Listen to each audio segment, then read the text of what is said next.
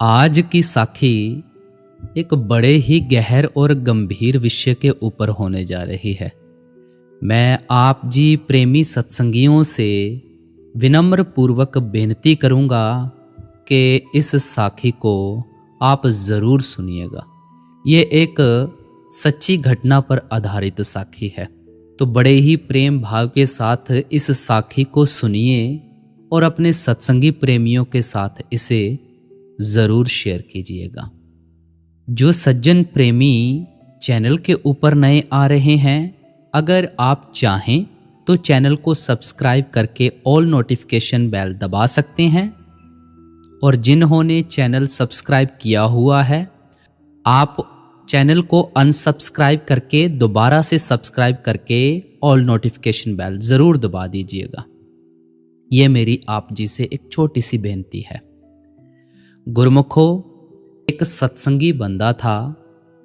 उसने अपनी दुकान पर जहाँ वह बैठता था, उसने ठीक वहाँ पीछे बाबा जी की फोटो लगा रखी थी। मैंने अक्सर उसे देखा कि वह उसी गल्ले पर बैठकर उसी स्थान पर सिगरेट पीता था और ऊपर बाबा जी की फोटो लगी हुई थी। कई बार सोचा इसे टोक दूं, पर सोचा बुरा लग जाएगा, रहने देता हूं। जब सब कुछ गुरु ने दिया है, ग्राहक भी आपके पास अच्छे आ रहे हैं, कारोबार भी अच्छा चल रहा है और गुरु की फोटो इतनी सुंदर नजर आ रही है, तो आप नीचे बैठकर सिगरेट पीते हैं। क्या कभी आपको ये एहसास नहीं होता कि जो सिगरेट आप पी रहे हैं उसका धुआं ऊपर जा रहा है? आपको ये लगता है कि केवल ये एक फोटो है। मन में बहुत सारे विचार आए कि उसे समझाऊं समझाऊं समझाऊं, लेकिन समझा नहीं सका। डर था कहीं बुरा ना लग जाए, कहीं झगड़ा ना हो जाए। अब इत्तेफाक देखो, इत्तेफाक की बात थी कि उसी साल बाबा जी का भंडारा था। भंडारे में वो मुझे मिल गए। जब संगत सत्संग सुनने के बाद पंडाल से बाहर निकल रही थी, तब वो वहीं बैठे हुए थे। सत्संग में उन्हें देखकर मन में पता नहीं क्या आया और हाथ जोड़कर उसके पास बैठ गया। वो कहने लगा, मैंने आपको पहचाना नहीं। तो मैं खुद ही उससे कहने लगा, आप मुझे नहीं जानते हैं, मैं आपको जानता हूं और बड़े ही अच्छे तरीके से जानता हूं। आपकी दुकान है ना वहां पर? बोले, हाँ जी। उन्होंने बड़ी ही विनम्रता के साथ कहा, बड़ी अच्छी दुकान है आपकी। तारीफ की तो वह कहने लगा, सब मालिक का है, मेरा क्या है? तो मैंने बड़ी विनम्रता से उससे कहा, आपसे मैं कुछ कहना चाहता हूं, अगर आप बुरा ना माने तो कह सकता हूं। तो वो कहने लगे, भाई मैं क्यों बुरा मानूंगा, आप तो मेरे गुरु भाई हैं, और इस जगह जहां पर सच की चर्चा की जाती है, आप मुझे बताएंगे कुछ मेरे विषय में तो मैं कतई ही बुरा नहीं मानूंगा। आप बताएं, बिल्कुल बेधड़क होकर बताएं। तो मैंने उससे कहा, मैं जब भी आपकी तरफ से निकलता हूं, मैंने देखा है कि आप उसी स्थान पर बैठकर जहां गुरु की फोटो लगी हुई होती है, आप वहां बैठकर सिगरेट पीते हैं। और मैंने कई दफा रुक के देखा है कि आप थोड़ी थोड़ी देर बाद सिगरेट जला लेते हैं और उसी जगह सिगरेट पीते रहते हैं। हमको गुरु ने हुक्म दिया है कि नशा नहीं करना, मीट नहीं खाना, शराब नहीं पीनी, तो क्या आपको नहीं लगता कि वो गुरु की केवल फोटो है? नहीं, वो केवल गुरु की फोटो नहीं है, वहां गुरु ही विराजमान है। जब आप कहते हैं गुरु जानी जान है, तो वह गुरु ही है। तो वह व्यक्ति कहता है, आप बिल्कुल ठीक कह रहे हैं, मैं आगे से कोशिश करूंगा सिगरेट छोड़ दूं, पर क्या करूं, ये लत जाती ही नहीं है। बहुत कोशिश करके देख ली है। आपके और गुरु के इन वचनों की मैं बड़ी गहराई से पालना करूंगा और कभी नहीं पीऊंगा। बस ऐसा कह के मैं जाने लगा तो उनकी आंखों में से आंसू आ गए। वो प्रेम के आंसू थे, कुछ कर दिखाने के आंसू थे। फिर मैं वहां से चला आया।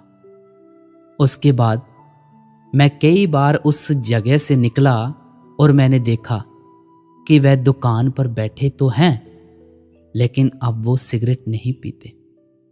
इत्तेफाक की बात है, एक बार मैं खुद दुकान के अंदर मिलने चला गया। कई दफा मैं जब वहां से गुजरा वो वहां नहीं बैठे थे। कोई लड़का बैठा हुआ था, वो सिगरेट पी रहा था। मैंने एक दफा देखा, दो दफा देखा, तीसरी बार रहा नहीं गया, मैं चला गया और मैं जाकर उनसे पूछता हूं, भाई साहब जो यहां बैठते थे बड़े भाई, वो कहाँ हैं? उस समय भी वह बच्चा सिगरेट पी रहा था, तो हाथ में सिगरेट लेते हुए उसने कहा, वो मेरे पिताजी थे, बताइए आपको क्या काम था? मैंने कहा, मैं उनसे मिलना चाह रहा था। तो अचानक ही मैंने एक तरफ देखा तो उन भाई साहब की फोटो पर हार चढ़ा हुआ था। तो वह कहने लगे, भाई वो तो अब नहीं रहे, मैं उनका बेटा हूं, बताइए आप जी को कोई काम था? मैंने कहा, नहीं, वो मेरे सत्संगी भाई थे। बोले, अच्छा अच्छा अच्छा, बैठो बैठो। उसने तुरंत अपनी सिगरेट बुझाई, मुझे पानी पिलाया, मुझसे कहने लगा, बताइए मैं आपकी सेवा में क्या कर सकता हूं? आपके लिए चाय बनवा लाता हूं। मैंने कहा, नहीं नहीं नहीं नहीं, इसकी कोई ज़रूरत नहीं है, मैं आपसे एक छोटी सी विनती करना चाहता हूं। बोले, बताइए मैं क्या करूं आपके लिए जी? मैंने कहा, देखो बेटा, आपके पिताजी यहां बैठकर बड़े अच्छे लगते थे और वह यहां बैठकर कभी भी सिगरेट नहीं पिया करते थे। जब उन्हें ज्ञान हुआ तो उन्होंने सिगरेट पीना यहां से बंद कर दिया था, क्योंकि पीते थे वो भी। लेकिन जब उनको गुरु की इस बात का एहसास हुआ, फिर वो सिगरेट पीना हट गए थे। तो वो प्रेमी सज्जन कहने लगे, भाई पीछे गुरु की फोटो लगी हुई है, प्यारे हमारे मुर्शिद बाबा जी की फोटो लगी हुई है। तो मैं आपसे भी विनती करूंगा, अगर आपको बुरा ना लगे, या तो यहां से फोटो हटा दो, या आप यहां बैठकर सिगरेट ना पिए। वैसे पीनी भी क्यों है, इसमें रखा क्या है? क्या रखा है इसमें? ये जिंदगी को बर्बाद करती है, हमने नशा करना ही क्यों है? तो वो बच्चा मुझसे बड़ी विनम्रता से कहता है, बाबूजी आप चिंता न करें, आगे से ये गलती नहीं होगी।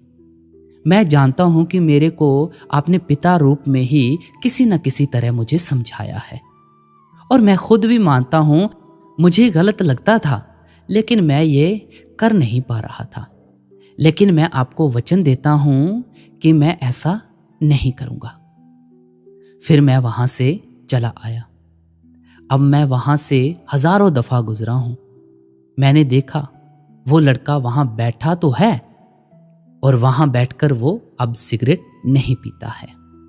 तो भाई, इसीलिए शुरुआत में ही कहा, भक्ति तो भाव की है। हमें ऐसी भक्ति करनी चाहिए जैसे गुरु हमेशा हमारे अंग संग हैं। यहां तो भाई जो सुमिरन में अपनी सुरत लगाए रखेगा, जो 24 घंटे शब्द को जपेगा और हर जगह गुरु को, शब्द को, परमात्मा को एहसास करेगा, मन में लाएगा, उससे कोई गलत कार्य नहीं होगा। वह चाहकर भी कोई गलत कार्य नहीं कर सकता, और ना ही मन पर माया अपना प्रभाव छोड़ सकेगी। क्यों? क्योंकि भाई वो तो माया से मुक्त है। आप जी फरमाते हैं, सुमिरन सुरत लगाए के मुख ते कछु ना बोल, बाहर के पट बंद कर अंतर के पट खोल। और अंतर के पट खुल जाते हैं।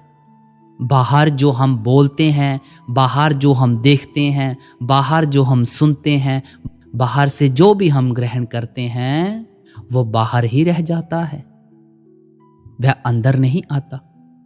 अंदर केवल और केवल शब्द है और अंदर शब्द की अनुभूति होती है। जब अंदर शब्द की अनुभूति होने लगती है तो हमें बाहर भी शब्द ही दिखाई देता है। तो इस तरह से हमें सुमिरन भजन करना है, अपने जीवन को ऊंचा ले जाना है। भाई अच्छी तरह से समझो, असल में सुमिरन करना ही संत मत नहीं है। बाकी जो कुछ भी संत मत पर बताया जाता है वह भी जरूरी है। आप सुमिरन भजन कर रहे हैं और निषेध कार्यों को भी कर रहे हैं तो फिर कैसे हमारे अंदर सब्र आएगा, संतोष आएगा। पराई स्त्री पर गमन करते हैं, धन संपत्ति पर निगाह रखते हैं, दूसरों से जलते हैं, ईर्ष्या करते हैं, धन हड़पना चाहते हैं, दूसरों का हम कारोबार बिगाड़ना चाहते हैं, चाहे दुनिया का कितना ही अहित हो जाए। ये सब चीजें गलत हैं भाई। भाव होना चाहिए भाई, भक्ति भाव के साथ होनी चाहिए। और कर्म भी ऐसे करो जैसे भक्ति कर रहे हो, तभी कार्य बनेगा, तभी कुछ हमारा बनेगा और सफल होगा। तो प्रेमियों, भक्ति तो भाव की है, दिखावे की नहीं। कि घर में फोटो लगा ली, दुकान पर फोटो लगा ली, दफ्तर में फोटो लगा रखी है, मेज पर फोटो रख रखी है, कार के डैशबोर्ड पर अपने गुरु की फोटो लगा ली है। अब कार में ही डैशबोर्ड पर फोटो लगा रखी है और कार में बैठकर ही धूम्रपान कर रहे हैं, नशा कर रहे हैं, बदतमीजी कर रहे हैं। अब घर में ही फोटो लगा रखी है और बहन बीबी अपने बच्चों से, अपनी बहुओं से लड़ रही हैं। दुकान पर फोटो लगाई हुई है लेकिन ग्राहकों के साथ बदतमीजी हो रही है, उनसे अधिक मुनाफा कमाया जा रहा है। क्या फायदा? जब गुरु से डर ही नहीं है, क्या फायदा? भाई गुरु का डर होना चाहिए। वो है तो एक फोटो, लेकिन फोटो के रूप में आपके साथ 24 घंटे विराजमान है। जब आपको यह एहसास हो जाएगा ना, फिर तो कोई बात ही नहीं है। लेकिन यदि गुरु जानी जान है, आप ये मानते हैं गुरु जानी जान है और आपने यही सोचकर उनकी फोटो लगाई हुई है, तब भाई थोड़ी सी शर्म तो करो, भाई थोड़ी सी इज्जत तो करो। थोड़ा सा डर होना चाहिए कि हमारे गुरु हमें देख रहे हैं, हमें ये सब नहीं करना चाहिए। अब आप समझें इस साखी से क्या शिक्षा मिलती है। एक व्यक्ति दुकान पर बैठकर सिगरेट पी रहा है। जब उसे एहसास हुआ कि भाई उसने बाबा जी की फोटो लगाई हुई है और दूसरे सत्संगी को यह बुरा लग रहा है, तो इसका मतलब उसे ये काम नहीं करना चाहिए। ऐसा नहीं है कि उसे ख्याल नहीं आया होगा, उसको किसी ने समझाया नहीं होगा। अब देखो, कई बार ऐसा होता है कि गुरु हमें कोई बात समझाता है, उस वक़्त हमारा ध्यान एकाग्र नहीं होता है और हम सत्संग में सो जाते हैं, या सवाल जवाब होते हैं तो हमारा ध्यान कहीं और ही होता है। जब ऐसी बातें समझाई जाती हैं, इसीलिए कहते हैं कि भाई सत्संग को बड़े ही ध्यानपूर्वक से सुनो। पता नहीं सत्संग में कौन सा ऐसा लफ्ज आ जाए जो हमारे मन को हिट कर जाए और उसके बाद हमारी करनी बदल जाए। उसे भी समझाया, वो मान गया, लेकिन भाई यहां मानते कितने लोग हैं? अपने आप से खुद विचार करो। आप समझ रहे हैं क्या समझाया जा रहा है? समझाया यह जा रहा है, भाई हमारे गुरु हमारे प्रेम के भूखे हैं, हमारी भावनाओं के भूखे हैं। अगर उन्हें बसाना है तो दिल में बसाओ ना। और यदि फोटो लगाते हो तो इसका मतलब है दूसरों को बता रहे हो कि आप सत्संगी हो और इन गुरु से दीक्षित हो। तो भाई कम से कम गुरु का मान रखो ना, सम्मान रखो। कम से कम ये तो रखो कि मेरे सामने मेरे गुरु की फोटो लगी हुई है और बीबी अपनी बहू को गालियां दे रही है। कितनी गलत बात है। पड़ोसियों से लड़ रही है, कितनी गलत बात है। इसी तरह व्यक्ति छल कपट बेईमानी ना जाने क्या क्या कर रहे हैं। तो संत मत केवल ये नहीं है कि नाम जपे जाओ, नाम जपे जाओ और दुनिया भर के बुरे काम किए जाओ। अरे नहीं नहीं भाई, दुनिया के बुरे कामों से बचना है, बचना। गुरु का सम्मान करना है। गुरु हर जगह है, जानी जान है, उनसे डरना है। रत्ती भर डर नहीं है हमें गुरु का। इसका मतलब समझ रहे हैं? हमारी आंखों का पानी मर चुका है। हमें शर्म लिहाज नहीं है। शर्म होनी चाहिए, डर होना चाहिए और भक्ति भाव सहित होनी चाहिए, तब काम आएगा।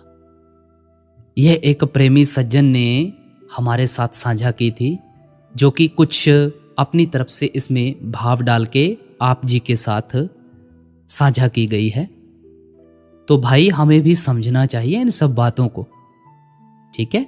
तो मैं आप जी से विनम्र बेनती करूंगा कि यहाँ पर ये जो साखियाँ शो हो रही हैं, इन्हें आप ज़रूर सुनिएगा। ये बाकायदा प्लेलिस्ट बनी हुई है इनकी, इनके ऊपर क्लिक करें और ज़रूर सुनिएगा। धन्यवाद। राधा स्वामी जी।